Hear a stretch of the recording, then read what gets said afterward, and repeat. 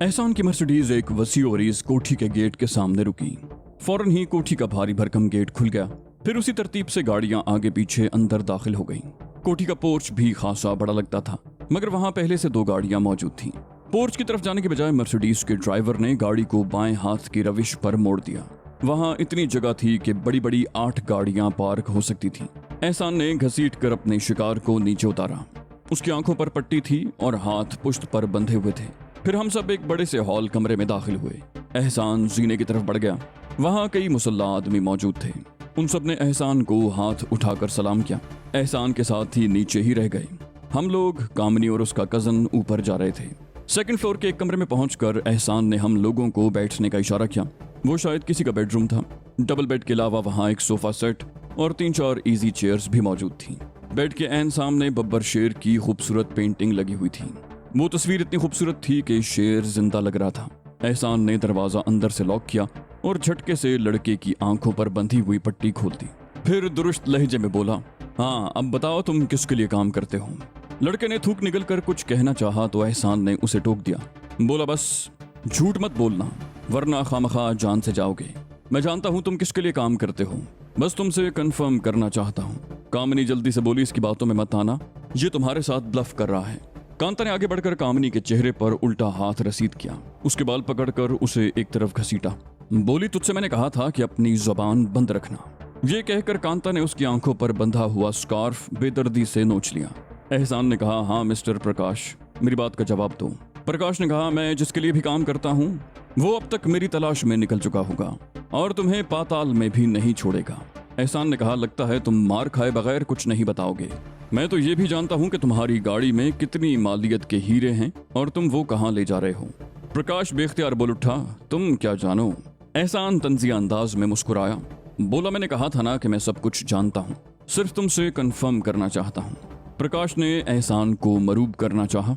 बोला, अगर तुमने हीरो को हाथ भी लगाया तो बाबा जोशी तुम्हारे पूरे खानदान को खत्म करवा देगा। बाबा जोशी के साथ साथ माइकल भी तुम्हारा दुश्मन हो जाएगा, क्योंकि हीरे उसी को पहुंचाना थे। एहसान ने हिक्कारत से कहा, बाबा जोशी और माइकल, तुम मुझे उन उचक्कों से डरा रहे हो। अगर मैं उनसे डरता तो तुम पर हाथ ही न डालता। फिर वो कामिनी की तरफ मुड़ा। बोला, और ये खूबसूरत कुतिया हमें धमकियां दे रही है। कामिनी भिन्ना कर प्रकाश की तरफ घूमी। बोली, तुम्हारे पास हीरे भी थे और तुमने मुझे बताया तक नहीं। अगर मुझे मालूम होता तो मैं किसी कीमत पर यहाँ ना आती। प्रकाश तलखी से मुस्कुराया। बोला, तो क्या कर लेती तुम। कामिनी ने कहा, मैं इन लोगों से उलझने की कोशिश ही ना करती। अब बाबा जोशी को जवाब भी तुम ही देना। एहसान ने तल्ख लहजे में कहा, सवाल जवाब तो उस वक्त होंगे जब ये उस उचक्के तक पहुंचेगा। उस हरामजादे बाबा ने कई दफा हमें नुकसान पहुंचाया है। आज तमाम नुकसान सूद समेत पूरा होगा। ये खूबसूरत कुतिया अब बोनस में है। एहसान उमूमन इस किस्म की जुबान इस्तेमाल नहीं करता था, मगर वो लोग शायद इसी जबान के आदी थे। एहसान कमरे से बाहर निकला और चंद मिनट के बाद लौट आया। उसके साथ 2 मुसल्ला आदमी और थे। एहसान ने मुसल्ला अफराद को हुक्म दिया, इन दोनों को ले जाकर बंद कर दो। ख्याल रखना इनमें से कोई भागने न पाए, वरना बॉस हम सब की खाल खींच लेगा। फिर कुछ सोचकर बोला, टेलीफोन सेट यहाँ पहुंचा दो। वो दोनों प्रकाश और कामनी को धकेलते हुए वहां से ले गए। एहसान तवील सांस लेकर बोला, अब बताओ कामरान, तुम इतने अरसे कहाँ रहे। मैंने कहा, यह बात खासी तफसील तलब है, कभी फुर्सत से बताऊंगा। तुम ये बताओ कि ये क्या चक्कर शुरू कर दिया तुमने। एहसान ने हंसकर कहा, यह चक्कर तो बस अचानक ही शुरू हो गया। मुझे इन्फॉर्मेशन तो मिली थी कि बाबा जोशी का कोई आदमी आज रात में किसी वक्त 2 करोड़ रुपए की मालियत के हीरे लेकर जाएगा, मगर ये मालूम नहीं हो सका कि वो कौन है और रात में किस वक्त जाएगा। इस वक्त तो मैं तुम्हारी हिफाजत के लिए आया था। मैंने उलझे हुए अंदाज में कहा, मेरी हिफाजत। वो बोला, हाँ, हुमायूं मिर्जा ने मुझे इत्तला दी थी कि दाऊद इब्राहिम के आदमी तुम्हारे दुश्मन हो रहे हैं और तुम्हें अगवा करना चाहते हैं। मुझ पर गोया हैरतों के पहाड़ टूट पड़े। तैमूर भी हैरानी से एहसान की शक्ल दिख रहा था। विजय अलबत्ता मुस्कुरा रहा था। एहसान ने कहा, ज्यादा हैरानी भी सेहत के लिए मुजिर है। हुमायूं मिर्जा ने बताया था कि बाहर कामरान के लिए जबरदस्त खतरा है। मैं उसे यहाँ रोकने की कोशिश कर रहा हूँ, मगर वो मान नहीं रहा। वो खुद को मेरा कैदी समझ रहा है। फिर मेरे ही कहने पर उसने वो ड्रामा किया। मैंने पूछा, कैसा ड्रामा। उस वक्त मैं खुद को दुनिया का अहमक तरीन आदमी समझ रहा था। एहसान बोला, वो राइफल वाला आदमी। और कांता चीख कर बोली, क्या वो ड्रामा था। मार मार कर विजय ने उसका हुलिया बिगाड़ दिया। अगर वो आदमी तैमूर या कामरान के हाथों मारा जाता तो क्या होता। एहसान ने हंस कर कहा, कुछ भी ना होता। वो आदमी असल में हुमायूं मिर्जा का कैदी था। हुमायूं मिर्जा ने उसे ये लालच दिया था कि अगर तुमने वहां मौजूद लोगों पर काबू पा लिया तो तुम्हें छोड़ दिया जाएगा। कांता तवील सांस लेकर बोली, बेचारा खामखा अधमुआ हो गया। एहसान बोला, वो दाऊद इब्राहिम का आदमी है और इतना बेचारा नहीं है जितना आप समझ रही हैं। वो दाऊद का बहुत अहम आदमी है, इतना सफाक है कि अब तक दर्जनों बेगुनाह अफराद को कत्ल कर चुका है। बहुत खौफनाक फाइटर और गजब का निशानेबाज है। मैंने हंसकर कहा, यार तुम तो उसके कसीदे पढ़ने लगे। एहसान ने कहा, मैं सिर्फ उनकी बात का जवाब दे रहा हूँ। वो अगर मर भी जाता तो कुछ ना होता। हुमायूं मिर्जा ने उसे पहले ही बता दिया था कि इस चक्कर में तुम मर भी सकते हो। तैमूर ने तंज़िया अंदाज में कहा, और अगर वो हम में से किसी को भी गोली मार देता तो सारा ड्रामा धरा रह जाता। उसकी बात पर एहसान मुस्कुरा दिया। बोला, उसकी राइफल में नकली गोलियां थीं। हुमायूं मिर्जा उसे असली राइफल देकर इतना बड़ा रिस्क कैसे ले सकता था? वो खाली हाथ भी कम खतरनाक नहीं है। मगर इतना हुमायूं मिर्जा को यकीन था कि वो कामरान या तैमूर को खाली हाथ कोई नुकसान नहीं पहुंचा सकेगा। मैंने कहा, फिर विजय ने खुद ही मार मार कर उसका भुरकस निकाल दिया। विजय हंसकर बोला, मगर वो ड्रामा नहीं था। बॉस ने मुझसे कहा था कि गोपाल तुम्हारा शिकार है, उन दोनों तक न पहुंचने पाए। फिर इन मोहतरमा ने खुद ही मुझे मौका दे दिया और मुझे उस पर वार करने का मौका मिल गया, वरना मुमकिन है गोपाल मेरा वही हशर करता जो मैंने उसका किया है। हाँ, बॉस ने मेरी मौत का जो हुक्म दिया था वो ड्रामा था। बॉस को यकीन था कि इस मौके पर कामरान साहब जरूर मुदाखलत करेंगे और बॉस इसी बहाने मुझे उनके साथ भेज देगा। फिर वही हुआ जो बॉस ने सोचा था। इस पूरे ड्रामे में बस एक बात गलत हो गई। विजय मुस्कुराया, बोला, तैमूर ने खामखा मुझे धुन कर रख दिया। वैसे यार तुम्हारा हाथ बहुत सख्त है। विजय अपनी गर्दन सहलाने लगा। इसका मतलब था कि हुमायूं मिर्जा ने ये सब कुछ मेरी हिफाजत के लिए किया था। मैं शायद रुक भी जाता मगर उसके आदमियों ने खेल बिगाड़ दिया। यही बात अगर हुमायूं मिर्जा मुझे पहले ही समझा देता तो इस ड्रामे की नौबत ही ना आती। फिर मुझे उस गाड़ी का ख्याल आया जिससे हम पर फायरिंग हुई थी। मैंने एहसान से पूछा, एक गाड़ी ने हम पर फायरिंग भी की थी और उसका ड्राइवर तो मेरे हाथों मारा भी गया था। एहसान एक मर्तबा फिर मुस्कुराया, बोला, वो भी ड्रामे का एक हिस्सा था। उस गाड़ी में भी हुमायूं मिर्जा के ही आदमी थे। उन्होंने फायरिंग भी नकली गोलियों से की थी और मारा कोई भी नहीं गया। तुम्हें जो राइफल दी गई थी उसमें भी नकली गोलियां थी। फिर वो हंसकर बोला, इस पूरे ड्रामे का एक जबरदस्त फायदा हुआ। बाबा जोशी का आदमी हमारे हाथ लग गया। मैं इसे पहचानता था कि ये बाबा का आदमी है। मुझे अचानक ही ख्याल आया कि कहीं यही हीरे लेकर न जा रहा हूँ। मैं ये कंफर्म करने के लिए उसे यहाँ लाया था। मैंने मुस्कुराकर कहा, वो तो अगर लड़की हमसे न उलझती तो वो लोग साफ निकल जाते, मगर वो बेखबरी में मार खा गई। उसे मालूम ही नहीं था कि प्रकाश के पास हीरे भी हैं। फिर हमारी जगह कोई आम आदमी होता तो लड़की की धमकियों और हुमायूं मिर्जा के नाम से ही मरूब हो जाता, मगर यहाँ वो मजीद फंस गई। इस दौरान में एहसान का एक आदमी कमरे में टेलीफोन सेट रख कर जा चुका था। कमरे में टेलीफोन का पॉइंट मौजूद था। एहसान ने उससे लाइन ली और किसी के नंबर डायल करने लगा।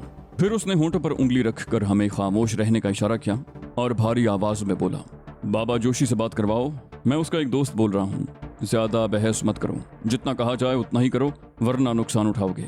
फिर चंद लम्हे तक रिसीवर कान से लगाए खामोश बैठा रहा। दूसरी तरफ से शायद होल्ड करवाया गया था। चंद लम्हे के बाद एहसान तल्ख लहजे में बोला, बाबा जोशी, अपने आदमी का इंतजार मत करना। वो आदमी भी मेरे कब्जे में है और हीरे भी। हाँ, तुम्हें हर बात मालूम होती है तो फिर पता लगाओ कि मैं कौन हूँ। हाँ, वो भी मेरे कब्जे में है। प्रकाश की तो शायद अब तुम्हें जरूरत ना हो, मगर कामनी को छोड़ने के 10 लाख लूंगा। ये कहकर एहसान ने सिलसिला मुनक़ता कर दिया। मैंने कहा, मेरा ख्याल है कि अब हमें चलना चाहिए। एहसान ने मुंह बनाकर कहा, क्यों, यहाँ क्या तकलीफ है तुम्हें? न चाहते हुए भी मेरा लहजा तल्ख हो गया। मैंने कहा, मैं यहाँ तफरी करने नहीं आया। मैं जिस काम से आया हूँ वो अभी तक अधूरा है। एहसान ने खुशामद भरे लहजे में कहा, आज रात ठहर जाओ, कल मैं भी तुम्हारे साथ चलूंगा। मैंने कहा, तुम क्या समझते हो कि मुझे अपने काम के लिए किसी फौज की जरूरत होगी? मैंने बहुत कम दूसरों का सहारा लेने की कोशिश की है। मैं खान साहब का एहसानमंद हूँ कि उन्होंने बहुत मुश्किल वक्त में मेरा साथ दिया।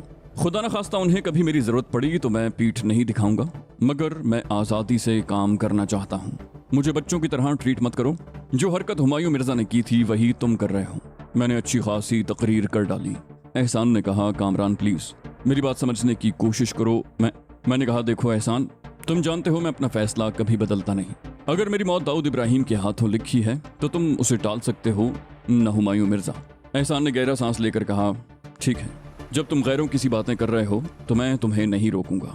कब जाओगे? मैंने कहा, मैं भी और इसी वक्त जाना चाहूंगा। एहसान ने कहा, मैं ये भी नहीं पूछूंगा कि कहाँ जाओगे। हाँ, खाना खाए बगैर नहीं जाने दूंगा।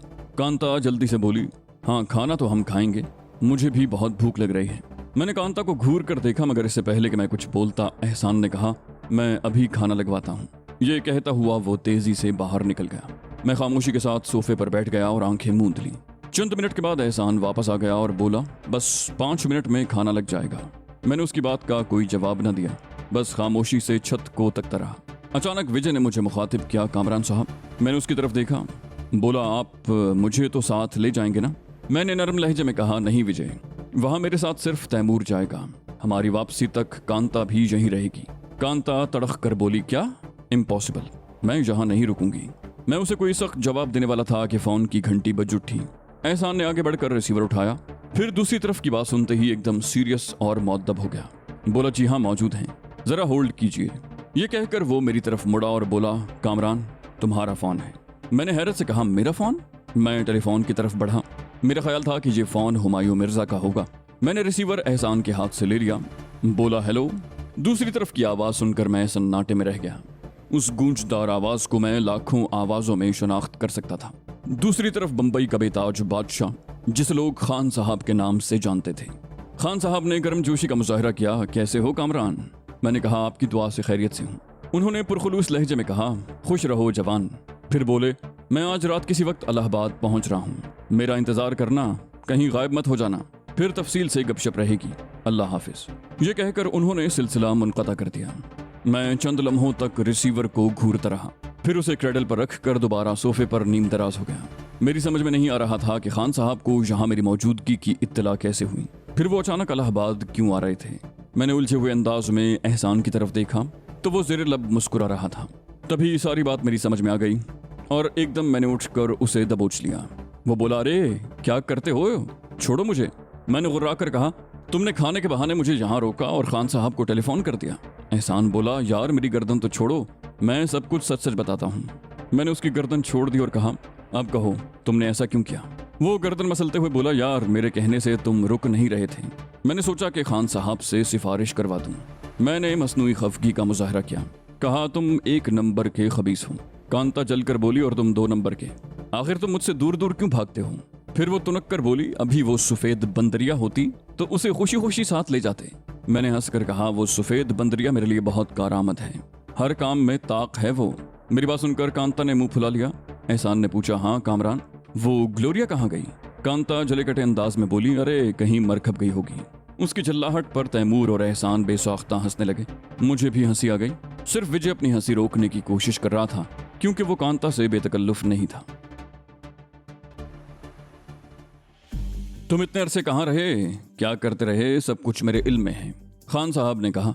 फिर बोले, मुझे ये इत्मीनान था कि तुम जहां भी हो खैरियत से हो, मैं कभी भी तुम्हारी तरफ से गाफिल नहीं रहा। वो थोड़ी देर पहले ही पहुंचे थे और हस्बे मामूल गाँव तकिए के सहारे फर्शी नशिस्त पर बैठे थे। कहवे का दौर चल रहा था और वो मुस्कुरा मुस्कुरा कर सबका अहवाल पूछ रहे थे। खान साहब ने अचानक पूछा, तुम्हें जाने की ऐसी जल्दी क्या है? मैंने कहा, वो असल में जिस काम से मैं यहाँ आया था वो।